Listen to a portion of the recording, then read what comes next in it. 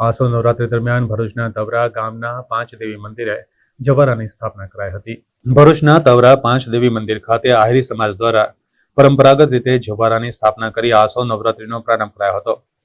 જવારામાં ઘઉં, જુવાર, વાલ, ચોરા, તલ, જવ, ડાંગર જેવા કઠોળને માતાજીની જવારાના સ્થાપના કરવામાં આવ્યા હતા। આહિરી સમાજ દ્વારા પરંપરાગત ઉજવાતા નવરાત્રી મહોત્સવમાં વહેલી સવારે માતાજીના માય ભક્તોએ નર્મદા નદી સ્નાન કરી માતાજીના જવારાની સ્થાપના કરી હતી તથા માતાજીના મઢ મુગટને પણ સાફ સફાઈ કરી માતાજીને નવરાત્રીના પ્રથમ નોરતે જવારા સાથે 10 દિવસ ઉપવાસ પણ કરી માય ભક્તો તેમની આરાધના કરતા હોય છે। ત્યારે આસો નવરાત્રી દરમિયાન તવરા પાંચ દેવી મંદિરે ખૂબ જ મોટી સંખ્યામાં માય ભક્તો માતાજીના દર્શન કરવા ઉમટતા હોય, જેમાં સિંધવાઈ માતાજી, મહાકાળી માતાજી, ખોડિયાર માતાજી, મિલડી માતાજીની, મુગલાઈ માતાજી આમ પાંચ માતાજીઓ એક જ મંદિરમાં બિરાજમાન હોવાથી અહીં ખૂબ જ મોટી સંખ્યામાં માય ભક્તો માતાજીના મંદિરે આસો નવરાત્રી દરમિયાન દર્શન કરવા અહીં ઉમટતા હોય છે અને માતાજીના દર્શન કરી ધન્યતા અનુભવે છે।